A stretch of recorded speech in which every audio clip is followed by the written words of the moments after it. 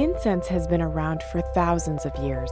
In this video, we will demonstrate how to burn bakhoor in the traditional way and fill your home with what can only be described as the luxurious scent of Arabia.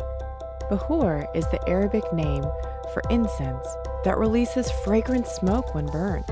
In its original form, bakhoor are wood chips extracted from the aquilaria tree.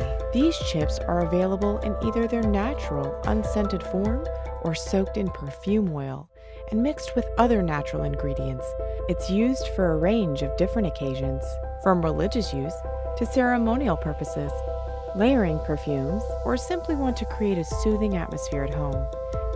To burn natural oud wood or fragranced bakhoor, you need an incense burner, the quick light charcoal, a pair of tongs, and a lighter.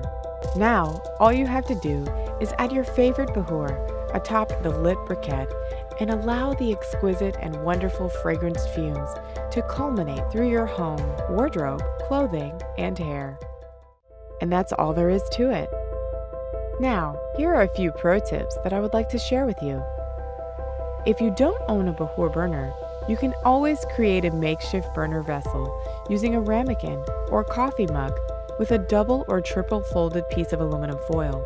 Just cover the top securely with the foil, ensuring that you create an indentation in the middle to secure the briquette from slipping off the makeshift burner while moving it. It's not pretty, but it works. Another bonus tip is to figure out your approximate bakhoor quantity. Don't be afraid to break off those wood chips and tablets into smaller pieces. Not only will this method preserve your precious collection, it will also ensure that you don't overwhelm your space with excessive bakhoor. That's all you need to know about burning bakhoor in the traditional way and how to get started in this wonderful perfuming ritual. Stay safe and have a wonderful and fragrant day.